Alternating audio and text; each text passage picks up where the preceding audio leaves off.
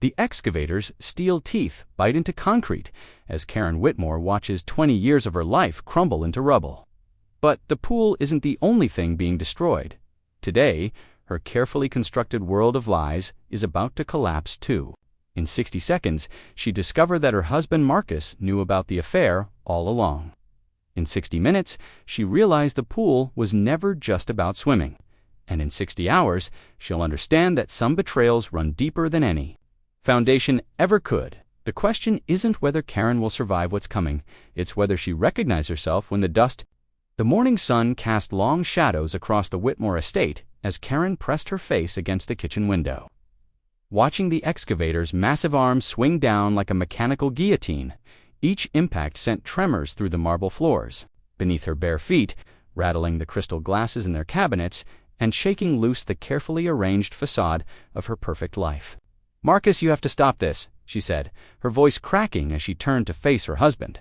He sat at the granite breakfast bar, methodically eating his steel-cut oats, as if the destruction of their backyard was nothing more than routine maintenance. The pool can be repaired. The contractor said. The contractor lied.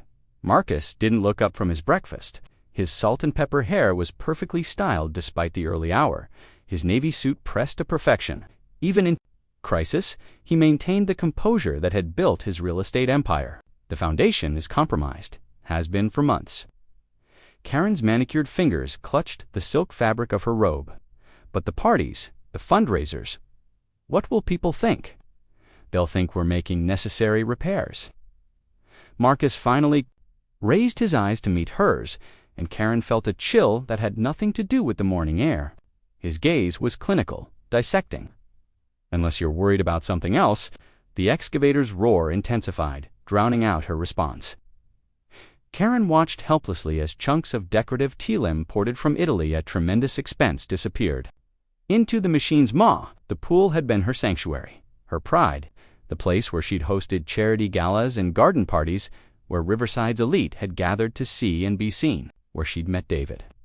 "I need to get dressed," she said, backing toward the hallway. "The Pattersons' anniversary party is tonight, and I still need to cancel it." Karen froze. "What? Cancel the party? We won't be attending." Marcus stood, his 6-foot frame casting a shadow across the kitchen island. "We have more pressing matters to discuss." "Marcus, what's gotten into you? You've been acting strange for weeks." Karen forced her voice to remain steady, though her heart hammered against her ribs. "Ever since you hired that new investigator for the company, Rick Garrett is very thorough." Marcus adjusted his tie, the motion precise and deliberate. "He's particularly good at finding things people think they've hidden well." The words hit Karen like a physical blow. She gripped the doorframe to steady herself, her mind racing through possibilities. The credit card statements she'd been carefully managing, the afternoon absences she'd explained away with spa appointments and shopping trips, the burner phone hidden in her Hermes bag. "I don't know what you're implying," she said, lifting her chin with practiced defiance. "But I don't appreciate the insinuation." Marcus smiled, but it held no warmth. "I'm not implying anything, Karen. I'm stating facts. The pool needs to be demolished because its foundation is rotten. Sometimes that happens when something looks perfect on the surface but is built on lies." Another crash echoed from the backyard, followed by the scrape of concrete against steel. Karen flinched, remembering the day they'd first moved into this house. Marcus had promised her everything: the perfect life, the perfect marriage, the perfect future. She'd believed him then, back when she still believed in perfect things. "You're being cryptic," she said, attempting to inject authority into her voice. "If you have something to say, just say it." "All right." Marcus moved closer, his footsteps deliberate on the polished floors. "I know about David Kellerman." Karen's breath caught. She felt the blood drain from her face, her carefully applied makeup suddenly feeling like a mask about to slip. "I don't know what you're talking about." The architect, 42 years old, divorced, drives a white Tesla Model S, lives in that glass house on Maple Ridge, the one with the infinity pool that you've been so eager to visit. Marcus's voice remained conversational, but his eyes were arctic. "Man, you've been fucking for the past 8 months." The word hung between them like a blade.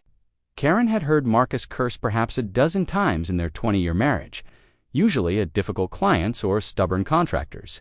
Never at her, never with such cold precision. "Marcus, Meet him Tuesdays and Thursdays at 2 p.m., sometimes Fridays if I'm traveling. You tell Consuela you're going to the spa, but you actually drive to the Riverside Inn on Highway 6, room 237. You prefer the king bed to the queen, and you always order room service afterward, usually the Caesar salad and a glass of their house. White Karen's legs gave out. She slumped against the doorframe, her silk robe pooling around her feet. How long have you known? Since the beginning? Marcus returned to his breakfast, cutting precise squares from his toast. You're not as clever as you think, Karen. You never were. Then why didn't you say anything? The question came out as a whisper. Why let it continue? Because I wanted to see how far you'd go. Marcus chewed thoughtfully, his movements mechanical. How much you'd lie. How much you'd steal from me to support your little fantasy. Steal? Karen's voice rose an octave. I haven't stolen anything. The Amex charges to Tiffany's, the cash withdrawals from our joint account, the jewelry you bought for yourself, and claimed I'd given you as gifts. Marcus ticked off each item on his fingers, $37,000 in the past 6 months. All so you could play the successful mistress to a man who's been bleeding his business dry. Karen's mouth opened and closed soundlessly. She thought of the tennis bracelet she'd bought to celebrate David's promotion, the earrings she'd worn to their romantic dinner in Chicago, the necklace she'd claimed was a surprise gift from Marcus to explain its sudden appearance. You don't understand, she said, her voice cracking. David and I, we have something real, something you and I lost years ago. Is that what you call it? Marcus set down his fork with a sharp click. Real. The man is 6 months from bankruptcy. Karen, his firm is collapsing. Those beautiful architectural drawings he's been showing you, they're for projects that don't exist, clients he's invented to keep his creditors at bay. You're lying, am I? Marcus pulled out his phone, scrolling. Through what appeared to be a lengthy document, Kellerman Associates owes $400,000 in outstanding debts, 3 lawsuits pending. His house, the one with the infinity pool, is in foreclosure, has been for 2 months. Karen felt the world tilt beneath her feet. That's impossible. David would have told me, would he? Like he told you he was divorced? Marcus's smile was predatory. His wife left him 3 months ago, took the kids to her mother's house in Portland. He's been living alone in that glass palace of his, practicing his lies on you. Stop. Karen pressed her hands to her ears, but Marcus's voice cut through. Anyway, the Tuesday and Thursday meetings aren't just about romance, are they? They're about money. Your money, our money. Our money.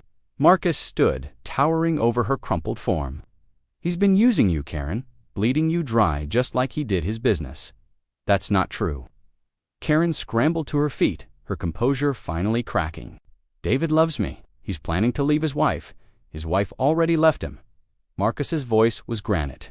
And he's planning to leave you too, just as soon as he's drained every penny he can from your accounts. Karen stared at her husband, searching his face for any sign of deception. But Marcus had always been a terrible liar. It was one of the things she'd initially loved about him. His honesty had been refreshing after years of dating, smooth-talking salesmen, and silver-tongued lawyers. Now that honesty was destroying her. The pool, she said suddenly, the pieces clicking together. The investigation, this is all about David. The pool is the least of our problems. Marcus moved to the window, watching the excavator tear through the last of the decorative stonework, though I suppose it's fitting. You've been lying to me for months, conducting your affair while I traveled for work, using our money to fund your fantasy. And all the while, the foundation of our marriage was cracking just like the foundation of that pool. Karen joined him at the window, watching 20 years of memories disappear into the excavator's steel maw.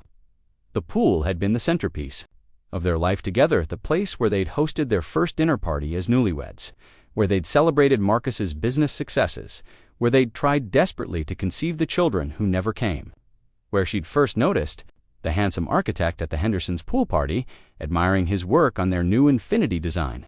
What happens now? She asked, her voice barely audible over the construction noise. Marcus turned from the window, his expression unreadable.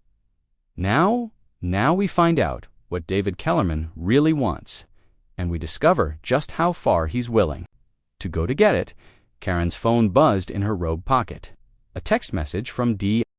The Riverside Inn squatted on Highway 6 like a guilty secret. Its faded brick facade and flickering neon sign advertising discretion to those who needed it. Karen sat in her silver Mercedes in the parking lot, engine running, air conditioning, battling the July heat while her hands trembled against the steering wheel. Room 237. The same room where she'd discovered passion she'd forgotten existed, where David had whispered promises that had seemed as solid as the concrete foundation now being demolished at her home. Her phone buzzed. A text from Marcus. Remember what we discussed, stay calm. Let him make the first move. Karen deleted the message and checked her reflection in the rearview mirror. She'd chosen her outfit carefully. The blue wrap dress that David had once said made her eyes look like sapphires. The delicate gold necklace he'd admired. The perfume he'd bought her for their 3-month anniversary, which looked like a woman. In love, not a woman walking into a trap. The hotel lobby smelled of industrial carpet cleaner and desperate dreams. Karen avoided eye contact with the desk clerk, a thin man who'd learned not to see the faces of repeat customers. She'd been here 17 times in 8 months. Marcus's investigator had been precise about that detail too. The elevator climbed slowly, each floor marked by a soft ding that seemed to echo in her chest. Karen thought about the manila envelope. Sitting on her kitchen counter, the evidence of David's lies she'd refused to examine. She'd wanted to preserve her illusions for a few more hours, to feel loved and desired one last time before reality destroyed everything. Room 237 was at the end of the hall, its brass numbers tarnished but still visible. Karen knocked softly, the sound barely audible above the hum of the ice machine. "Come in, beautiful." David's voice, warm and inviting as always. Karen turned the handle and stepped into the room, her breath catching as she saw him. He stood by the window, silhouetted against the afternoon light. His tall frame, elegant in designer jeans and a white button-down shirt. His dark hair was perfectly tousled, his smile genuine and devastating. For a moment, Karen forgot everything Marcus had told her.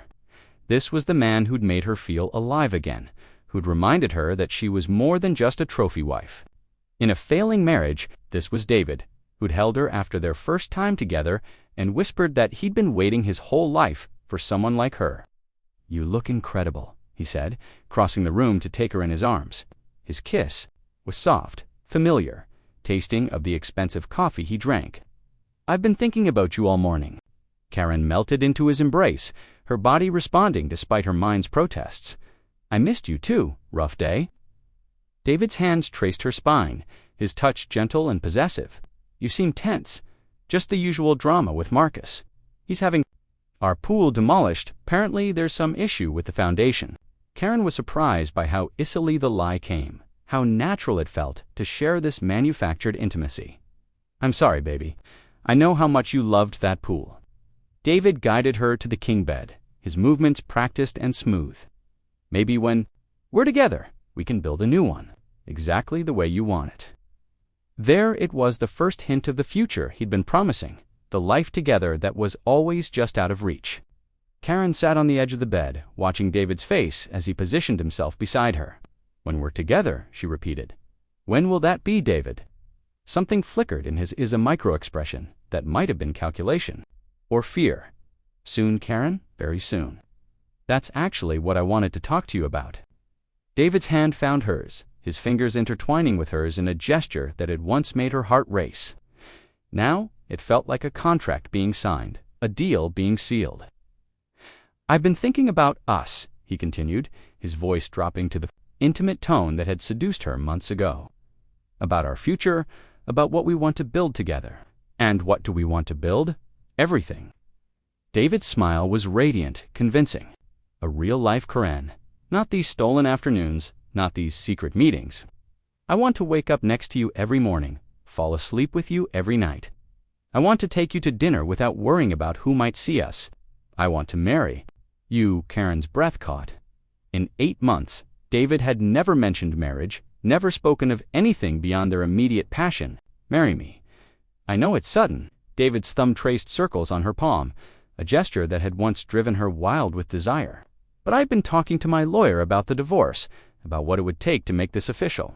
And I've realized something: I don't want to wait anymore." "What about your wife? The reconciliation you mentioned last month?" David's expression grew pained, vulnerable. There is no reconciliation. Scared of disrupting your life, scared of asking you to give up everything for me. He brought her hand to his lips, kissing her knuckles. For months, she dreamed of this moment, of David finally choosing her over his obligations. But now, with Marcus's revelations echoing in her mind, she heard the careful orchestration beneath his passion. "What about your business?" she asked. "You mentioned some difficulties. That's the beautiful thing." David's eyes lit up with excitement that seemed genuine. "I've got a major project coming through, a commercial development in Phoenix hotels, restaurants, residential towers. It's going to change everything for us, Phoenix. The client wants to break ground in 6 months. It's a 5-year project, Karen. Enough money to secure our future, to give us the life we deserve." David's voice grew urgent, intimate. "But I need to move fast.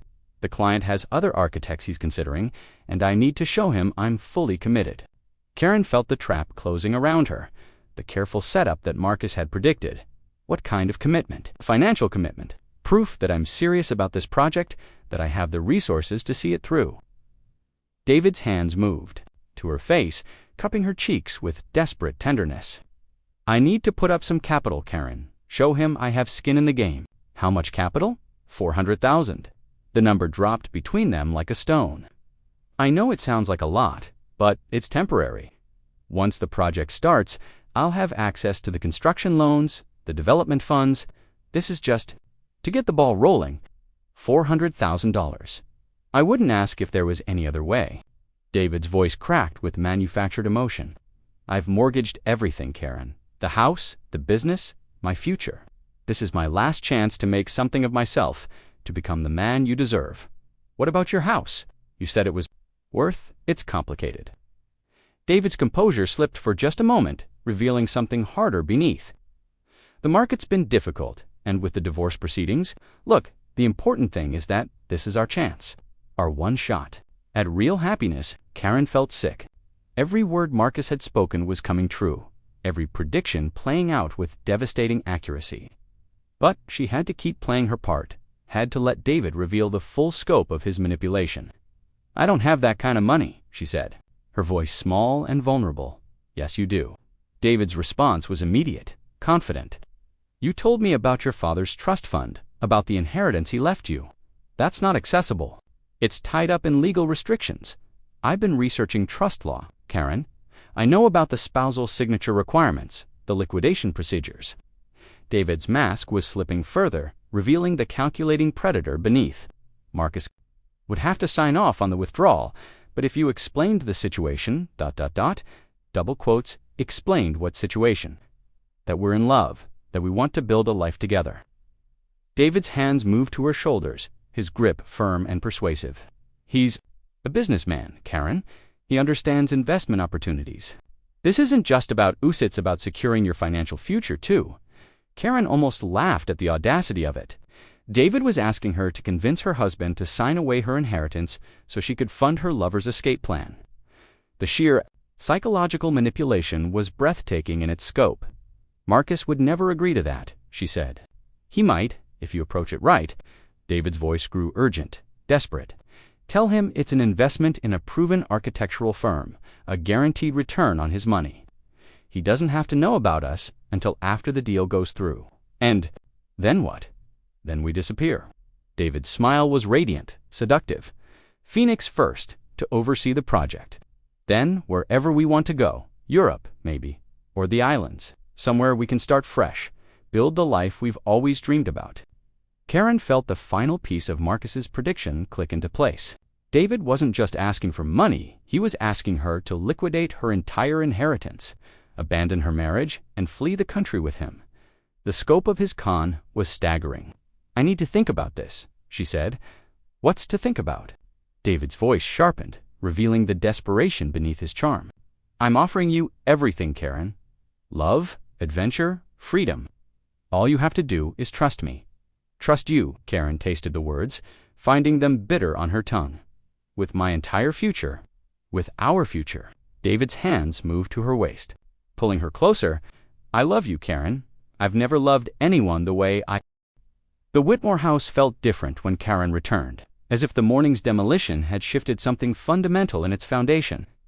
The backyard was a moonscape of broken concrete and churned earth, the excavator sitting silent like a metal dinosaur guarding the ruins of her former life. Marcus was in his study, surrounded by documents spread across his mahogany desk like battle plans. He looked up as she entered, his expression clinical and assessing. "How convincing was he?" Marcus asked without preamble. Karen sank into the leather chair across from his desk, her legs finally giving way to the exhaustion she'd been fighting all day. Frighteningly so. If I didn't know better, I would have believed every word. What was his approach? Love, marriage, a future together. Karen's voice was hollow, mechanical. He said he'd been talking to his lawyer about divorce, that he couldn't wait any longer to make our relationship official. Marcus nodded, making notes on a legal pad. The Phoenix Project, a 5-year commercial development, hotels, restaurants, residential towers. He made it sound like the opportunity of a lifetime. Karen laughed bitterly. He even researched trust law, knew exactly how to approach the liquidation process. Thorough. Marcus set down his pen, studying her face. "How are you holding up?" The question caught Karen off guard. She'd expected anger, coldness, the clinical detachment Marcus had shown that morning. Instead, she heard something that might have been concern. "I feel like an idiot," she said quietly. "Everything you predicted came true. Every word, every manipulation. I sat there watching him lie to me, and part of me still wanted to believe him." "That's not stupidity, Karen. That's humanity." Marcus leaned back in his chair, his expression softening slightly. "David Kellerman is very good at what he does. You weren't his first victim." "What do you mean?" Marcus reached for the manila envelope, the one Karen had refused to examine that morning.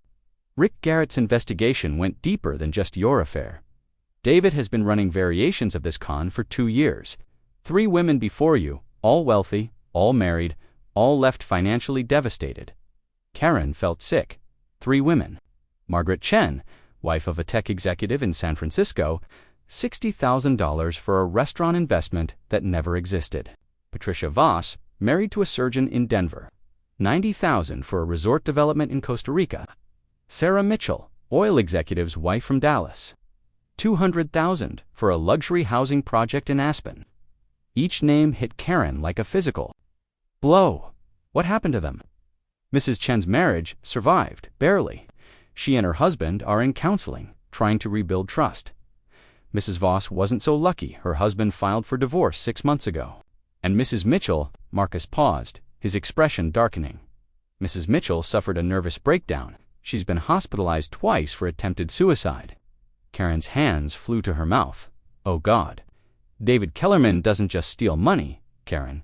He destroys lives, systematically, methodically, without remorse. Marcus's voice hardened. And when he's done with you, he would have moved on to the next victim, leaving you to deal with the wreckage. But you stopped him. We're stopping him, Marcus corrected. This isn't over yet. Karen stared at the envelope in her husband's hands, finally understanding the scope of David's crimes. What's the plan? Tomorrow, you're going to call David and tell him, I've agreed to sign the liquidation papers. We'll set up a meeting for Saturday morning, neutral location, public place. Somewhere he'll feel safe and confident. And then we give him exactly what he wants. Marcus's smile was sharp as a blade, or rather, what he thinks he wants. Karen felt a chill run down her spine. Marcus, what are you planning? Marcus opened the envelope, spreading photographs.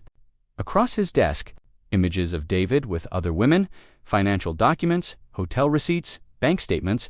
David made one crucial mistake in all his careful planning. What mistake? He chose the wrong mark. Marcus's eyes were arctic.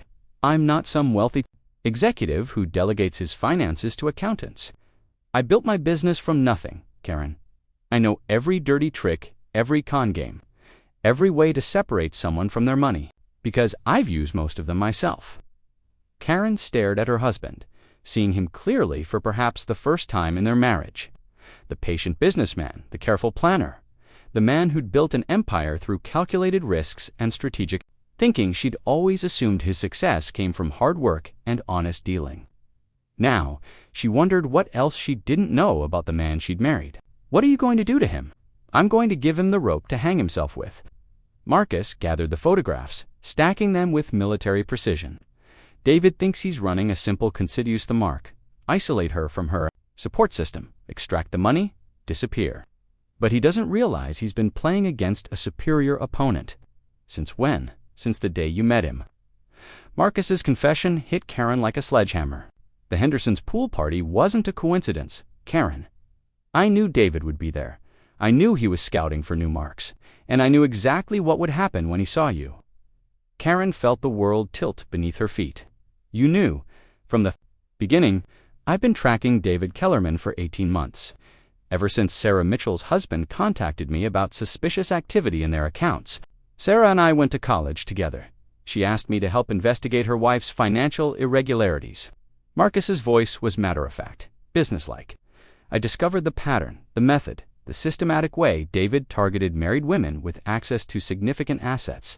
So, you used me as bait. Karen's voice was barely a whisper. I gave you a choice. Marcus's correction was precise, clinical. You chose to get involved with him. You chose to start the affair, to steal money from our accounts, to lie to me. For 8 months, I simply provided the opportunity. Karen stared at her husband, seeing a stranger in familiar clothes. You manipulated both of us. I caught a predator. Marcus's voice hardened. A man who has destroyed multiple marriages, stolen hundreds of thousands of dollars, driven at least one woman to attempt suicide. If using you as bait was what it took to stop him, then yes, I manipulated the situation. What if I had chosen him?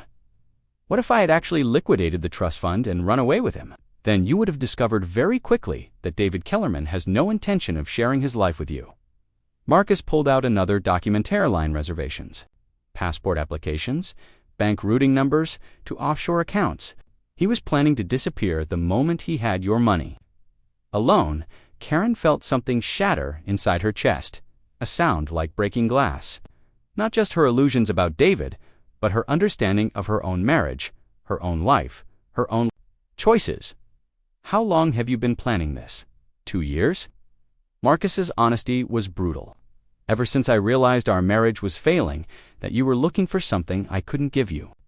I knew it was only a matter of time before someone like David came along.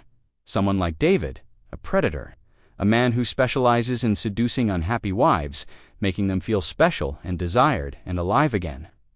Marcus's voice held no judgment, only cold analysis. You weren't the first woman to fall for his routine, Karen. You were just the first one married to someone who could fight back. Karen stood on unsteady legs, pacing to the window that overlooked the demolished pool. The evening light cast long shadows across the torn earth, making the destruction look even more complete. So what happens now? We spring your trap, David gets arrested, and then what? We go back to being happily married? I don't know. Marcus's admission was quiet, thoughtful. I know that David Kellerman needs to be stopped before he destroys another family. Beyond that, we'll have to see. Karen pressed her forehead. Against the cool glass, watching the excavation crew secure their equipment for the night. Do you still love me? The question hung in the air between them, heavy and fraught. Marcus was quiet for so long that Karen thought he wouldn't answer. I love the woman I married, he said finally. The woman who believed in me when no one else did, who supported my dreams even when they seemed impossible. But I don't know if that woman still exists. She doesn't. Karen's reflection stared back at her from the darkening window. That woman died somewhere between the first lie and the last betrayal. Then we'll have to see who's left when the dust settles. Karen's phone buzzed. A text from David. How did it go with Marcus? I've been thinking about you all evening, she showed. The message to Marcus, who smiled with cold satisfaction. Tell him you're working on it. That you need more time to convince me, and we wait. Marcus returned to his documents, his movements precise and methodical. David is desperate. Karen, men like him make mistakes when they're desperate. And when he makes his mistake, we'll be ready. Karen typed her response. Still working on him. He's suspicious, but I think I can convince him. Need another day or two. David's reply was immediate. I understand. Take your time. I love you. Karen stared at the words, feeling nothing but hollow amusement. He's still playing the role, still pretending to care, because he needs you to believe it for a few more days. Marcus looked up from his papers. The question is, can you keep playing your role too? Karen thought about the woman who'd walked into room 23. Saturday morning arrived with the kind of crystalline clarity that made everything look sharp-edged and unforgiving. Karen stood at her bedroom window, watching the morning crew arrive to begin the pool's final demolition. Soon, there would be nothing left but a hole in the ground, a perfect metaphor for what remained of her old life. Her phone buzzed with David's third text of the morning. "Can't wait to see you. Today changes everything." If only he knew how right he was. Karen had spent 2 days playing her role to perfection. The conflicted wife, slowly wearing down her husband's resistance. She'd called David twice, each conversation a masterclass in manufactured hope and carefully orchestrated progress. "He's starting to come around," she'd told him Thursday night. "I think the business aspect appeals to him. He wants to see the Phoenix development plans." "I knew you could convince him," David had replied, his relief palpable through the phone. "You're incredible, Karen. After this is over, I'm going to spend the rest of my life making you happy." The lies came so easily to him, so naturally. Karen wondered if he even remembered what the truth felt like anymore. Now, as she dressed for their final meeting, Karen chose her outfit like armor. The red dress David loved, the earrings he'd bought her, the perfume that made him lose his composure. She would give him one last perfect performance before the curtain fell. Marcus was already downstairs, dressed in his best suit and looking every inch the successful businessman ready to make a deal. On the kitchen counter sat an attached case, expensive leather, brass corners, the kind of case that screamed serious. "Money? Everything's ready," Marcus said, checking his watch. "Rick and his team are already in position at the restaurant.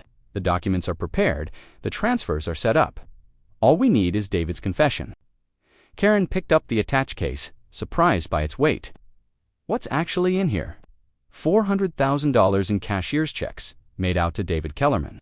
Marcus's smile was cold as winter, completely legitimate, completely traceable, and completely worthless the moment he tries to cash them. House stop payment orders, filed yesterday afternoon. The moment David walks into a bank with those checks, he'll be committing attempted fraud. Marcus straightened his tie with practiced precision. But that's not the real trap. What's the real trap? The fact that those checks represent stolen money. Every dollar came from accounts linked to his previous victims, Mrs. Chen, Mrs. Voss, Mrs. Mitchell.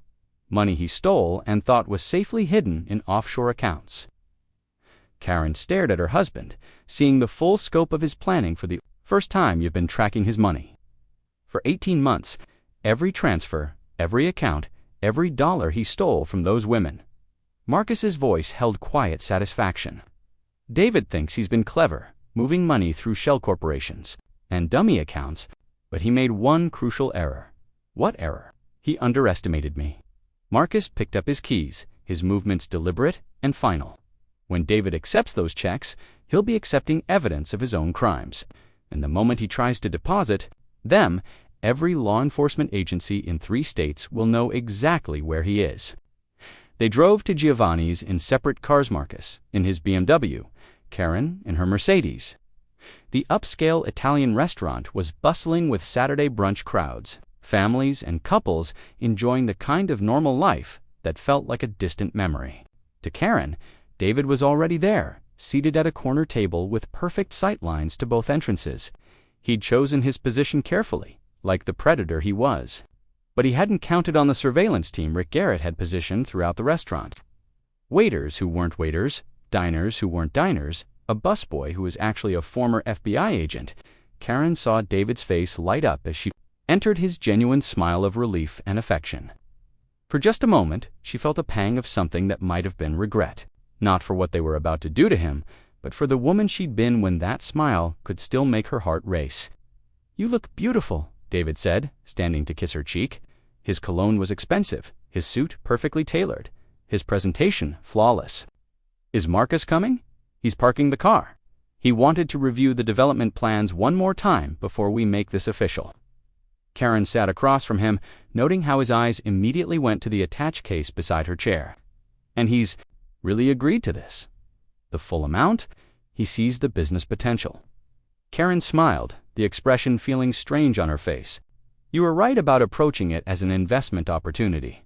Once I showed him the projected returns, I knew he'd come around. David's relief was palpable, genuine. You're amazing, Karen.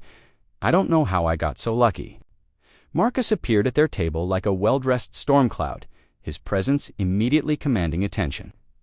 David rose to shake his hand, his smile confident and charming. Mr. Whitmore, thank you for agreeing to meet with me. I know this. Situation is, unconventional. Unconventional, Marcus repeated the word with clinical precision. That's one way to put it. They sat, the three of them forming a triangle of tension and deception. David launched immediately into his pitch the Phoenix development, the projected returns, the opportunity of a lifetime. He was smooth, persuasive, completely convincing, and completely lying. The initial investment of $400,000 provides us with equity participation in the entire project, David explained, spreading architectural drawings across the table.